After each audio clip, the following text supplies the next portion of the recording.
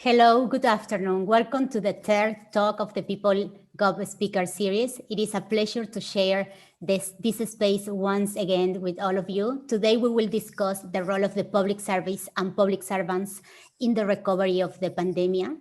And we will invite you to think about how can we reinvent the public service, its capacity, its operating and its functioning, its behaviors, and the relationship that the public service in general have with the citizens. I think that this is an opportunity for all of us to think about how can we take these challenges as something positive and an opportunity to transform the public service and to reimagine the government. Today we have Lea Gimenez from the Inter-American Development Bank, Victor Lapuente from the University of Gothenburg, and Callum Miller, who is going to be moderating and leading the conversations, who is the Chief of Operating Officer and Associate Dean of the Blavatnik School of Government. Callum leads the implementation of the school strategy and also support the research, teaching, and policy engagement activities in the school. Before joining the school, Callum was a UK civil servant and working in different agencies of the government. So a part of moderating the panel, I believe that Callum also will bring his experience in the UK government. Thank you so much, Callum, and thank you so much to our panelists. The floor is yours. Thanks so much, Margarita, and welcome everybody. It's lovely to have you joining us at the Blavatnik School. I'm thrilled to welcome Lea and Victor to this discussion. I'm not going to steal any of their time, so I'm going to briefly introduce them, and then we're going to get on with hearing from them. The plan is for Victor to speak first and give us an overview of some of his thoughts in response to the challenge and question Margarita has given us, and then we'll hear from Lea. And then the idea is that we will conduct a hopefully quite lively conversation between ourselves. I'd really encourage you as you're listening, if you have questions that you want to pose, please use the Q&A function, which you'll find at the bottom of the Zoom screen, to pose those questions. And I'll make sure to look out for those and try and integrate those into our conversation. So that's really the plan for the afternoon. And Margarita has already introduced some of the themes which we intend to cover. So without further ado, Victor, as Margarita has said, is Associate Professor at the Department of Political Science at the University of Gothenburg. Victor focuses on comparative public administration. One set of his research looks at the formation, if you like, in the constitution of the bureaucracy, how are people appointed to it, and how is it constituted? And another piece of his research looks at the values and attitudes of public servants. So Victor is extremely well posed to help us think about what has changed as a result of the pandemic, and perhaps also what persists from before the pandemic that now needs urgently to be addressed. So without further ado, Victor, let's turn to you. Thank you very much, Callum. It's an honor to be here and to discuss with such distinguished people these issues. Actually, I am not. I am working on the responses to COVID-19, and actually, I wouldn't say that contradicting my own previous research, but instead of looking at the bureaucratic or administrative factors, I am now with Andrés Rodríguez Posse from the University of from the LSE.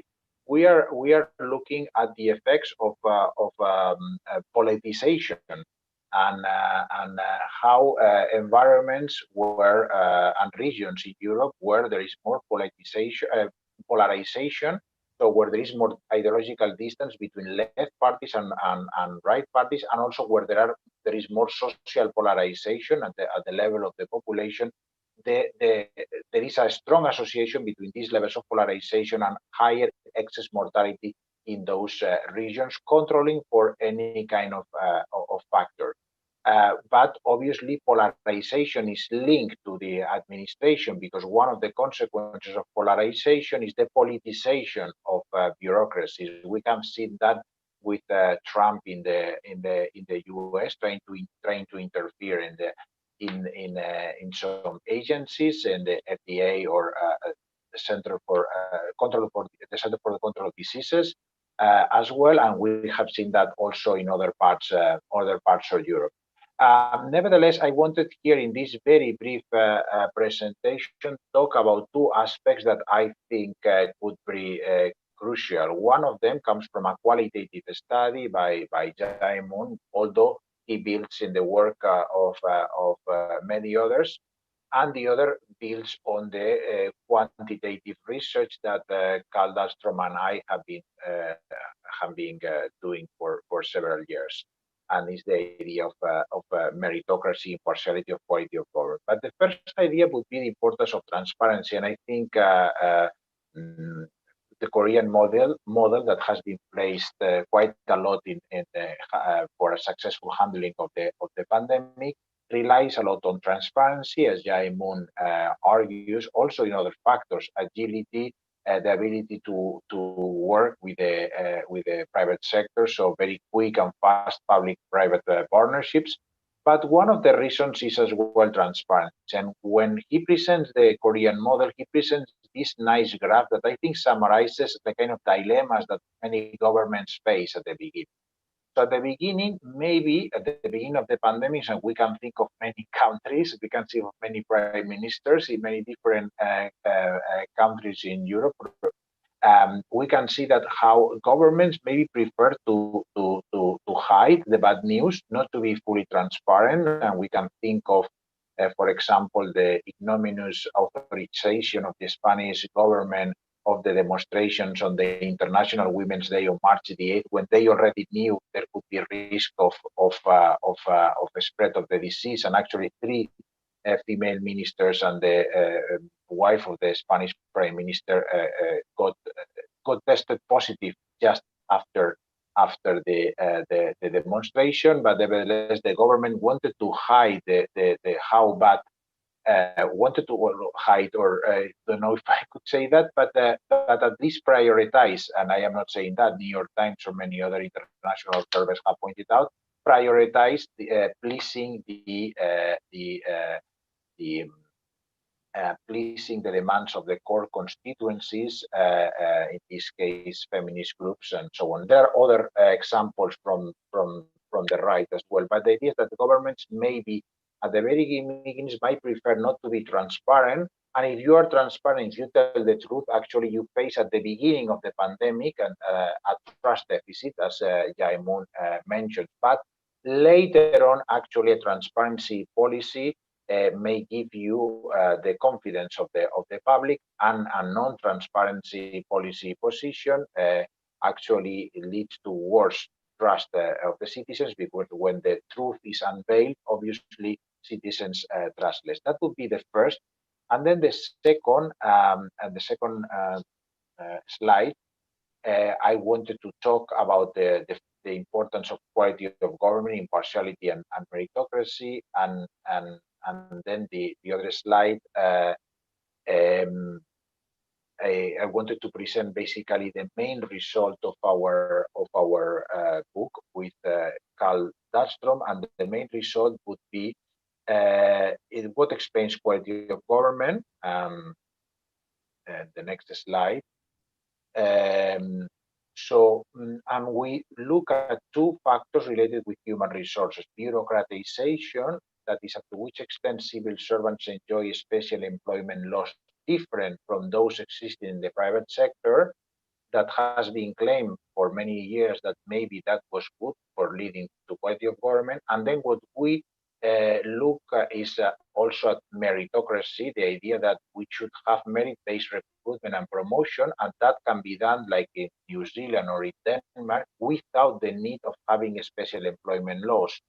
Hiring public employees like private firms hire employees themselves without this kind of competitive exams and so on, but just in a very flexible way. And we go to the next slide, we can see that actually this first factor, well, the next one, and in the next slide, yes, we can see that the special employment laws actually do not significantly increase any good outcome of quality of government, such as control of corruption. So countries like New Zealand might have a very flexible civil service system, very flexible types of contracts in the public sector, and nevertheless are able to control corruption much better than Brazil, that has, in our data, the most bureaucratic, closed system of civil service. And if we go to the next slide, we see that that also there is no correlation between having a special employment laws in the public sector and government effectiveness. But if we move to the other slide, we see that actually when we look at meritocracy, whether public employees are recruited according to their merits, like happens in the top countries, Denmark, New Zealand, and Sweden, and not according to their political connections, which happens mostly in Nicaragua or Venezuela. Remember that it was Chavez one day fired 20,000 engineers from Petróleos de Venezuela just overnight. So if civil servants, public employees, even engineers may lose their job due to political reasons, that leads to worse outcomes, both in control of corruption, and in the next slide we see that also leads to a worse problem in worse government effectiveness. So moving to the final slide that I wanted to show you today is like we say that we could have 4 worlds of civil service. On the one hand, on the horizontal axis, the degree of openness. So on the right, you have on the right side you have countries that are more flexible, where civil service public employees more or less have contracts very similar to their private sector counterparts. And on the left, Turkey, Mexico, Greece, Spain are countries with a higher level of bureaucratization. This is just restricting the analysis to OECD countries, so much more bureaucratized. And then on the vertical axis, we have the degree of separation of careers between bureaucrats and politicians. That is, on the lower side, we have those where there is an integration of the careers of politicians and bureaucrats. So bureaucrats' positions depend on political connections, generally speaking. And on the upper side, we have countries with where jobs in the public sector depend more on their merits and capabilities of the civil servants, and not so much on political connections. So that green area, which actually, in some cases at least, Australia, New Zealand, Denmark, seems to correspond to countries that have performed relatively well in the pandemic. Seems to in that cell actually we seem to have public administrations that are both flexible and non-politicized, flexible and professional, flexible and meritocratic, and I think that would yield better results. And I am going to stop here and looking forward to listen to Lea. Thank you very much. Wonderful. Thank you so much, Victor. Lots in that, which we will come back to in our conversation. But let's move now to Lea Gimenez. Lea is Division Chief of Innovation in Citizen Services Program at the Inter-American Bank. And as many of you will know, Lea was years ago the Minister of Finance in Paraguay. Lea, it's great to have you with us. Please do share your thoughts with us. Thank you so much. Well, good afternoon, everyone. Here is 12. So good morning, good afternoon. It's truly a pleasure to join Victor, Callum, and the audience in this conversation. And I would like to thank Margarita Gomez and the organizers for the opportunity to be part of it. And my talk will focus on LAC, Latin American and the Caribbean. Despite the recent positive news related to the COVID-19 vaccine, we are still facing many unknowns and a great deal of anxiety and uncertainty. But I want to think that we are at a turning point. And I would like to divide my talk into 3 parts. First, I want to briefly talk about where was the Latin American region before the COVID-19. Second, where we are now. And third, where we could be going or should be going. That is, what is the way ahead? And if we can go to slide one. it is important to go back in time and situate ourselves where the region was before the crisis. The graph shows some information about the confidence of Latin Americans in their government, which has been falling in the last 2 decades. And the levels of citizen trust in institutions were at all-time lows. And entering the crisis, we have that around 80% of citizens in LAC did not trust public institutions. And this is not surprising. Despite the significant economic progress experienced over the last 2 decades, particularly linked to the commodity boom, there's a general perception that the governments have failed to ensure inclusive growth. LAC remain the most unequal region in the world with low quality education and healthcare for most of the population and relatively poor infrastructure. Schools and cities continue to be significantly segregated by income. And in addition to that, the region has also been overwhelmed by high levels of corruption, which I was happy to hear that, not so sure if happy, but to hear from Victor that this is something that everyone is worried about. So there is overwhelming feeling that those participating in corruption, particularly the more privileged, went unpunished. And corruption and impunity are hard to measure, but what we do know, what we can measure, is that between 20 and 30% of public infrastructure spending is lost due to corruption. And this generates a vicious cycle. Higher perceived corruption acts as a disincentive for investors, limiting investment and private sector development in the region.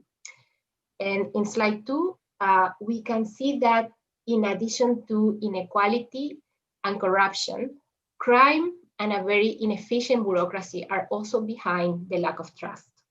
The homicide rate in the region is 4 times higher than in the rest of the world. The region has only 8% of the world population, but accounts for more than half of the world homicides. And in terms of inefficient bureaucracy, we see that 70% of bureaucratic procedures in the region are done in paper. That is, on average, it takes citizens about 8 hours to get a birth certificate, for example. And at the bank, we estimated that the inefficiency of public spending by the government of LAC cost the region up to $220 billion a year, which is the equivalent of 4.4% of the region's GDP. This is huge. And in slide 3, we can see that added to this mix of things, in the last 15 years, increased connectivity and the rise of social media have meant that citizens are now more connected than ever before. They are also more empowered, more vocal. They are able to organize and to be heard much better than they were before. And this has allowed citizens to express their discontent with the status quo. And in doing so, they broke the unilateral and unidirectional communication style of governments of the 20th century. And this is important. So the pandemic arrives in that context. COVID-19 has simply exacerbated pre-existing conditions in the region. More than anything, it has exposed the elephant in the room, which is the low capacity of the state to serve citizens and promote inclusive growth. The health crisis has led to an economic slowdown, increased fiscal fragility, unemployment, and socioeconomic vulnerabilities.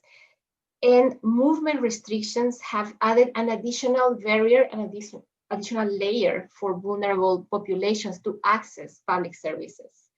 Many children have been disconnected from the education system, signifying a setback in education. And similarly, not all workers can afford to telecommute.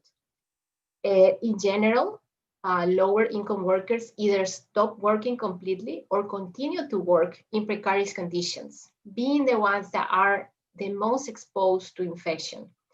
And our businesses, especially the smaller ones, which generate about 60% of formal employment in the region, were not prepared to operate online. So what the government should look like? There is no magic pill, no? But what we know for certain is that more than ever before, we need capable governments. And there are some key elements that cannot go missing in this regard. Good governance and efficient management to deliver and to do more with less. Greater transparency, which Victor also mentioned, to regain citizens' trust, which is in turn needed to reform and to reset.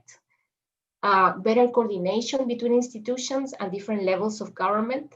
The state of the future going forward, we cannot and we must not operate in vertical silos.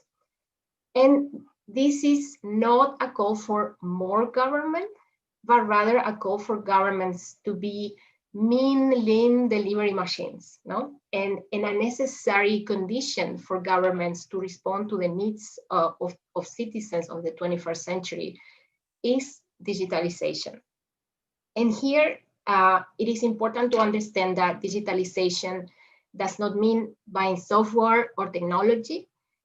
It is not only the digitalization of processes or services, but rather it's a profound change in the way of doing things, no? In the way of doing business, in the way of accessing services, in the way of governing. And digitalization is critical for solving the problems that the region faces. It has the potential to accelerate advances in inclusive social development, productivity, or efficiency in the provision of public services. It has been estimated that closing the digital gap, for example, with the OECD, will allow LAC to grow around 3 additional percentage points per year. And this is enormous. It is huge. But digitalization is just a tool. For example, we must recognize that if we are to effectively exploit, reap the benefits, the potential of digitalization, those objectives of closing inequality gaps, generating savings, simplifying procedures, making public management more transparent, more efficient, all of these overarching objectives of digitalization must be integrated in the design of the digital transformation. Otherwise, we could run the risk of increasing social gaps, generating unemployment, or even facilitating the development of tools for criminal activity. And this is just part of the story. Digitalization is key, but it's quite complex and it has to be taken seriously if we are truly to enjoy the benefits that it promises. And I will end my talk here, and of course, I would love to hear your questions. Great, thank you so much. So for those of you joining us, please do locate the question and answer button at the bottom of the screen and share with us the questions. I will, as I say, try to integrate them into our conversation. But to kick off, I just want to turn to our two speakers and start a conversation with them. So Victor, I want to come to you first. You talked to us about the polarization that you've identified within the political process and that contribution. You talked to us about lack of transparency and what that did to trust. And then you talked to us about the meritocratic basis of the underlying bureaucracy in civil service, for example. Have you any sense of the weighting we should attach to each of those three contributory factors to COVID outcomes? Is there a way of establishing, which of those was dominant or whether they are all equally valid? Well, I think they are actually in a very rough way. We have weighed them because we have done regression analysis with 153 European regions, and more or less we introduced these factors. So first of all, trust seemed to matter quite a lot. In two senses. First of all, social trust. The overall levels of social trust seem to be highly associated with better performance in the regions or with lower excess mortality. So that is very important. Also, institutional trust matters. So higher levels of trust in institutions that people seem to follow more the recommendations. Having said that, I mean, it's important to to note that as important as the levels is also the variations of trust. So when, for example, in a society, you have that the supporters of government trust very highly the government, but the non-voters of the government do not trust. Then you see a gap between these two groups, and that translates into what we have seen in the US, using some face mask or not, or in the UK, the conservatives thinking that it's a patriotic duty to go to the pub in the summer, or the right wing in Spain saying that it's a patriotic duty to go to the bullfighting arena. So you see this politicization, and I think that that matters, and that affects trust. What we don't see is when we control for trust and polarization, we don't see an effect of the administrative variables, of the quality of government, or the level of meritocracy.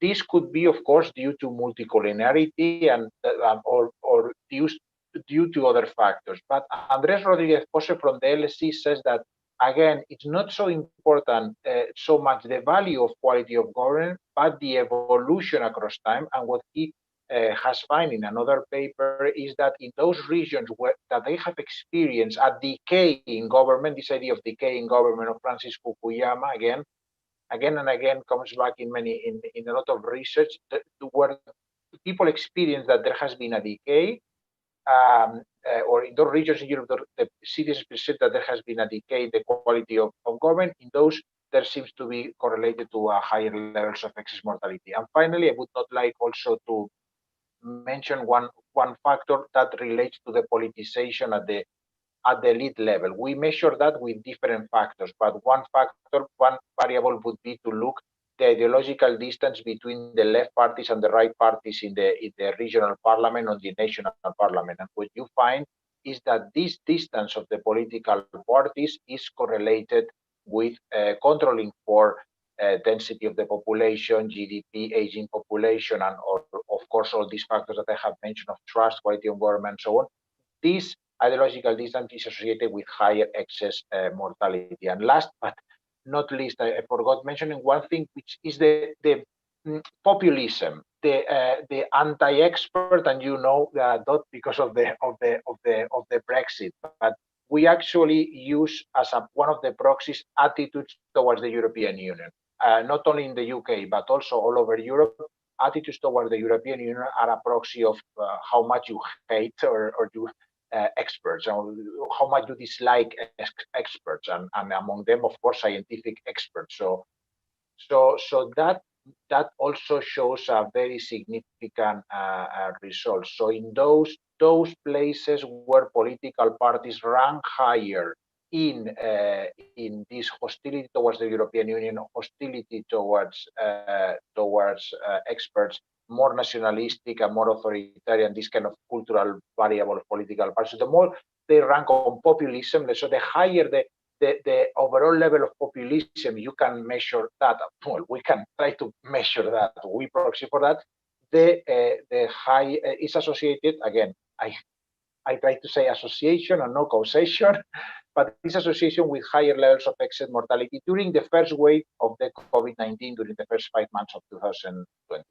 Great, Victor, thank you so much. I think that just gives a clearer understanding of it. And one of the things I take from that is that some of the deeper underlying issues around the quality of government, meritocracy, and so on, which you and colleagues at Gothenburg have proven so strongly over time to be really important to outcomes and thereby to trust in government, is less important in the heat of the crisis. And so I wanted to come to something that you were talking about, Lea, because some of the challenges that you present for the Latin American region are ones which seem very deep-seated. To start to tackle inequality, to really get on top of corruption, to make some changes to the way in which the bureaucracy functions, to make it mean and lean, as you described. These aren't things that we can do immediately overnight in the aftermath of the crisis. So could you just say a little bit, and I'll come to you with a similar question, Victor, but Lea, starting with you, could you say a little bit about how you think about the priorities? It's well mentioned that you should never let a good crisis go unused. So a crisis creates an opportunity, it creates a moment when quite radical change can sometimes happen. And that can either be immediate in terms of things changing right away, or sowing the seeds of things that will unfurl over time and take a little bit longer to bed in. In your advice to, and in working with Latin American governments, what are you saying to them about where they should start the process of reform that you so clearly articulated was necessary for many of them? Thank you so much for the question, Callum. That's an excellent question. And I started by saying, and I think we hear this over and over and over, this scenario really creates an opportunity. I would like to believe that, and I think most people want to see it that way. And it's an opportunity to make important changes in many dimensions. And I think if we just focus on, for example, performance management and what we can do there to start perhaps improving that relationship with citizens. I think one important challenge and opportunity, especially for governments in LAC, and from what I hear from Victor is the same elsewhere, is to transition from a compliance culture to a more results-based or product-based culture. What is this means? Before the pandemic, managers in the public sector usually manage people based on their presence in the office, compliance with formal tasks. And in several countries, public workers are even rewarded for being present. And this they might even receive a bonus payment for being present. This is called presentismo. It actually exists. And this is really an outdated practice. It was outdated before the crisis, and it's even more outdated now. Telework gave several public servants more autonomy and discretion on how to approach their work. This created an opportunity to generate more incentive for managers to define ex ante a work program with what is expected from public servants, and it will help promote a more objective performance evaluation. And this will help with the relationship with citizens. Since 2004, we started measuring LAC's human resource management capacity in several countries, and performance appraisal is the second weakest area in the region in terms of how we are doing, how we are managing this human capital. And the only weaker area is professional development.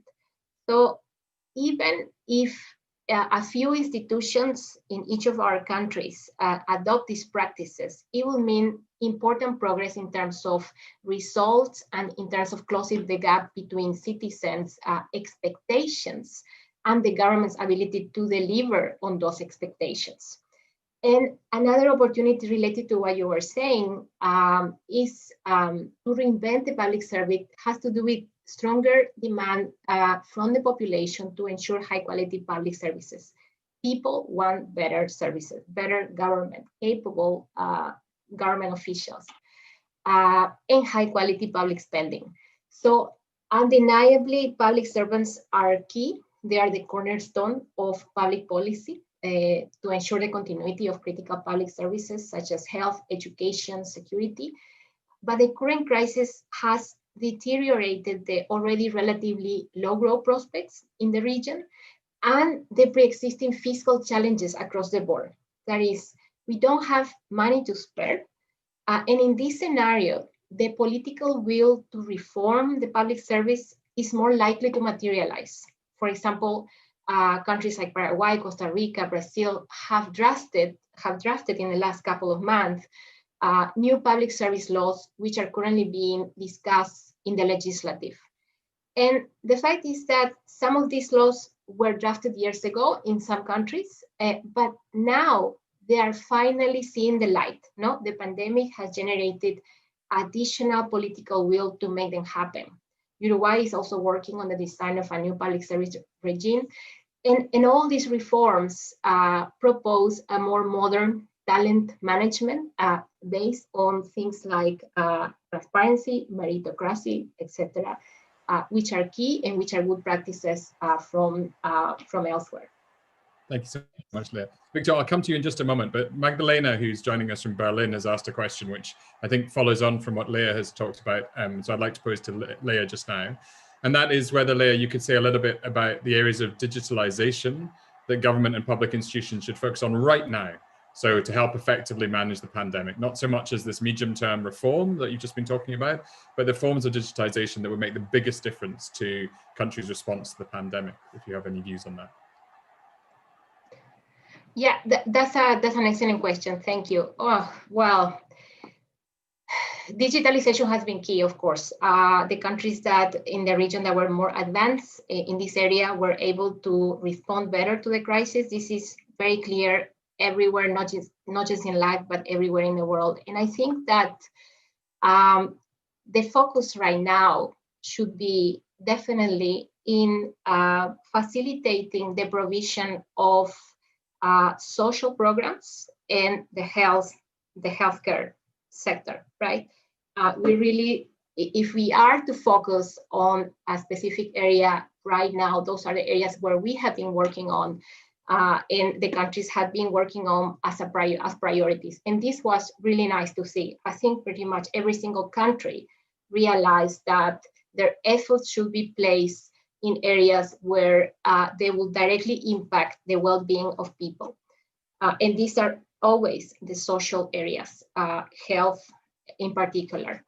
I think one area where we have not done so well is education. So now, several months into this pandemic, I think the focus is on doing something urgently, right? Because the future of the region is in those children, right? And those children need to go back to school. They need to go back to learning. And we need to do this urgently because every day that they are missing out from learning will have an impact, a long-term impact in their development, in their future, in their income, and it will have an impact in the region. But when we think about digitalization, the reality is that the region has today around 50% of people are still not connected to the internet, and those that are connected have relatively poor access to internet. And so digitalization is a fantastic tool. It promises a lot, but it's not a magic pill. And I think I mentioned this before. We need to enable a proper framework for digitalization or for digital transformation to happen as we hope. So yes, there are things that we have to do today, but for digitalization to materialize its promise, we really have to have that sort of medium-term and long-term vision. And at the bank, we discussed the concept of the enabling framework or marco habilitante. This framework basically lays the foundation for digital transformation while aiming at resolving the barriers that hold it back. You know? And I would love to talk about that, but that goes more into the long term or medium-term vision. Thank you. Good. So Victor, we're talking there, and Lea's given us some really good examples of some reforms to performance and talent management within the bureaucracies of Latin America that would really start to address some of the trust deficit and start to deliver more for citizens. Same real question to you. You know, where should we start? We've been quite heavy on diagnosis, and I'm really keen that we spend some time on solutions. So, you know, in all of the different measures that governments could take, you know, crises create opportunities, either riding the wave of public opinion or where the demand is greatest. Where should governments be starting if they want to use this moment to improve the effectiveness and performance of their public services at this time of crisis? Yeah, thank you very much. A very good question. I have no definite answer for that, or no clear answer, but I would like to start with one example, the example of Korea. Korea has been regarded as one of the best government responses to date, and many people said, well, the reason is that they were able to perform many COVID tests. But that is actually not true. They did not make many tests as a percentage of the population, but they did it very early. Why they did very early? Because they accelerated, probably the fastest public-private partnership maybe ever recorded in the history, in the sense that the Korean Center for Control Diseases, they were able to contact directly the industry, the in vitro industry, which is producing these PCR tests, and give these authorizations, and this industry could sell those kits directly to the public and private hospitals that were demanding that. And that was due to a very quick public-private partnership. Why was this possible? This was possible because there was a change in the philosophy of how the Korean administration work, and moving from the traditional bureaucratic ex-ante controls that it would have taken, as it took in many countries like Spain, weeks and weeks until they were able to publish a public tendering and have bidders from the private sector and so on, fulfill this kind of legal and economic requirements.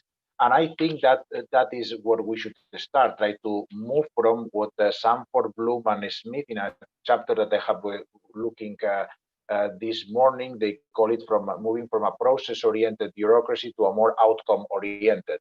And that is a very theoretically might sound very nice, but that has implications for public management. I'm in contact with a lot of managers in the public healthcare system in Spain, with directors of hospitals, and all of them have told me that one of the reasons why Spain has successfully managed the hospitals were able to manage a huge influx, the largest influx of COVID patients in the Western world, was precisely because the state of alarm, of a state of emergency, basically canceled the administrative procedure. So for the first time, they could manage the public hospitals as a private manager manages a private company. So they were able to buy respirators directly without ex-ante controls. They were able to change those old-fashioned shifts of 12 hours of doctors. They were able to create interdisciplinary groups of medical doctors in the hospital, merging ER experts with pneumologists, and so basically reshape the way the hospitals were working. Because then they said, I mean, that doesn't mean that we have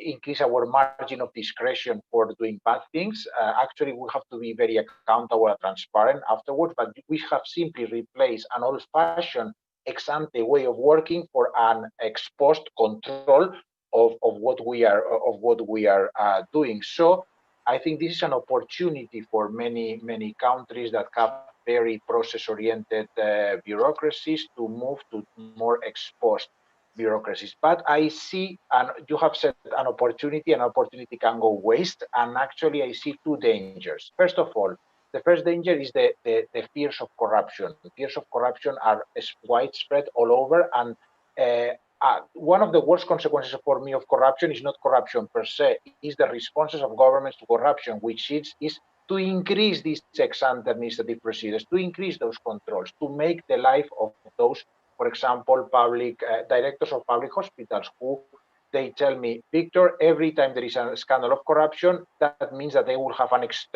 new auditor who will come, who will check, and who the signature of which I will need in order if I want to contract out and buy a respirator or whatever. And the second problem is what I see with the elderly care center facilities all over Europe. I think demagogues from the left in this case, but they could come from the right as well, but demagogues mostly from the left, they are saying, look, we have privatized, that is, we have outsourced the care of our elders to private companies from Sweden to Spain, I mean, or Norway. So in all cases, obviously the UK, where I think the percentage is much higher. So these political opportunists, they say, well, we have to cancel collaboration. We have to come back to the old way of providing services from public administration. So that might mean actually a step back in the process. And I think there are voices, I don't know the UK, but definitely the Sweden and Spain, there are voices saying we have to come back to that and cancel this modernization, things that only benefit private companies at the expense of the public. Great, thank you so much, Victor. So I'm mindful of time, we, unfortunately for technical reasons, started a little bit late. So I've got a couple of questions in the chat, which I'm going to pose to you. But can I give Lea and Victor forewarning that at the end of the session, I'm going to come to you each and ask you to give me one single action that you think public servants or public administration should be taking at this moment. So first question is here from D, which is a question about the COVID has been a crisis, which has prompted us to think again about how the public service operates. Climate change is a huge crisis confronting us all. Are there any links between the way in which public services have responded to COVID and ways in which we should be adapting in order to respond more effectively in the future to tackling carbon reduction and other activities to reduce global warming? So Lea, do you want to just say a little bit, this is a lot of question about, in the face of a crisis, COVID has felt very immediate. It's been very hard to avoid for many of us. The climate change crisis can sometimes feel a little bit further off, even though we understand how huge it is. Is there anything we should be taking from the current crisis that can help us all adapt our policies and our approaches for the climate crisis? Thank you. Well, that's always a tough question. And I think when you're facing a crisis, you have to sort of establish priorities. You cannot tackle everything. And there are lives at stake immediately, many lives. So governments are sort of forced to make decisions. But I think something that we can learn from this crisis, and I think we have been learning, at least in Latin America and in the Caribbean over the years, is that the strengthening of strategic management, data analysis, and communication skills at the center of government are critical for facing any sort of crisis, and even global warming in the related areas. So as COVID-19 required the implementation, like many other challenges that we face, the implementation of many government interventions covering health, education, economic policies, very multidimensional. No? Addressing the COVID-19 recovery require a multi-sector approach, but this is not a new need, and it will not become obsolete after COVID, and it's something that we should continue to build on. The coordination of several public agencies and their programs to ensure a coherence and comprehensiveness of government response makes it necessary to strengthen the functions and operations of the center of government, be it presidency or prime minister offices, in order to define priorities and goals, organize delivery chains, monitor results, and enhance communication techniques. I think communication is very important. We should never undermine that. And this is, of course, this requires human talent with strategic management, coordination, data generation, and collection, and specific government priorities like economic recovery requires the intervention of many ministries and agencies to prepare and implement economic, financial, labor, production policies. These efforts must be supported by a delivery unit that is aimed to organize, support, and monitor the intervention of every sector. And governments will also need to communicate better to citizens and stakeholders and the civil service to ensure that objectives, goals, services, and accountability lines are clearly defined and clearly known by all the parties. So this would be, I think, is key today in the COVID crisis, and it would be key to continue developing that muscle in order to respond to complex challenges that are emerging constantly. Brilliant. Lea, you have brilliantly answered the climate change question, but also brilliantly summarized your recommendations for public managers right now. So that's great. Victor, you've got a slightly harder task. So Andrea Garayova, who's one of the members of our Blavatnik community, former MPP student, has sent in a message or a question from Slovakia.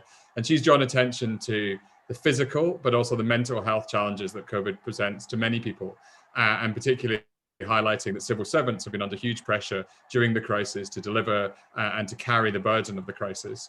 So her question is whether you think that the crisis may lead to a deeper consideration of the well-being and mental health of civil servants in their conduct of their duties.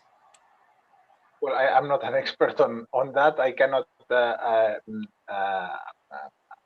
I just want to say that obviously it's going to change completely how civil servants are working, how public employees are working. I think that there is a mistake on thinking of the public employees as a whole. And I say this because, for example, in order to appease some of the mental and physical anxieties of public employees, the Spanish government and many other governments have decided to raise the salaries of all public employees, and that in the middle of a crisis where many businesses are going bankrupt, and employment levels goes to up to 24%. That has sent the wrong message. The message that there are some people who benefit even of crisis. They don't suffer. Even when inflation goes down, their salaries go up, like the public employees, and the rest of the society of the private sector is struggling. And I think in the UK as well, you have see this as I think it's an increasing social cleavage between public employees, increasingly more unionized, increasingly with better conditions, working 35 or 37 hours a week, and private employees increasingly de-unionized, increasingly with more precarious jobs and worse conditions, and obviously more uncertainty. And I think we should take care of that cleavage, because that is going to lead to increase of politicization, and I think many far-right populist groups are going to take advantage of that. But if I can say something very quickly about the climate change. One last comment from you, Victor, because we're really at time, so go for it. Yes, because I think there is a nice study showing that when it comes to climate change, with the threat of climate change, citizens in a country, they prefer to delegate powers to a supranational authority like the European Union, because climate change is a problem that doesn't know about borders. Something similar with terror. Against terrorism, we prefer to delegate powers to the European Union because they will handle that better than our national government, because the threat is global. But exactly the opposite happens with the pandemic. With the COVID, for whatever reason, people want to delegate less to European Union and more to the national government. So that implies that pandemic and threats to health actually touch something in ourselves. And there are some studies that indicate that when we think about microbes and parasites and bacteria in our health, we become more authoritarian. So our attitudes become more authoritarian. So that is the let's say, the negative message. The positive message is that there are also some, the same study indicates that actually when with a pandemic like COVID, people have started, and the surveys before the pandemic and after the pandemic show that an increase in this question, whether you trust more politicians or experts, people prefer more and more experts after the pandemic. So people want more, let's say, a stronger Leviathan, but at the same time, people are more willing after the pandemic to listen to the experts. So this Greta Thunberg scream of listen to the experts, now we hear it as well, listen to the experts in the COVID-19. So the good message would be that maybe in our future public policy making, we are going to all listen more to the experts in all areas. Thanks. Thank you so much, Victor. So look, as always, once you open up such a fascinating topic, there's inadequate time to deal with it properly. So I feel very sad to be drawing things to a conclusion, but we've already overrun slightly due to our late start. I want to say a huge thank you to Lea Gimenez and to Victor Lapuente for their contributions. We've ranged widely. I really appreciate the kind of macro framework of the relationship between the state and the citizen that Victor introduced, and then a real focus on how innovation and changes, including digitalization from Lea, can make a real difference to the front line just now. As always, in these PeopleGov discussions, we've come down to the real critical importance of public servants and the role that they play at the front line. How to reward and recognize them, as Victor ended on there, is a really critical point in the political discourse, but how to give them the skills and the rewards for strong performance and the encouragement to draw on their best talents and perform in the most productive way is going to be critical for all of our countries as we think about how to work our way out of the crisis. And Lea very powerfully articulated that in her work in Latin America. So thank you to all of you. Thanks to those who asked questions. I look forward to you joining us at the next one of these sessions. And thanks again to our speakers for a really fascinating conversation. Bye-bye.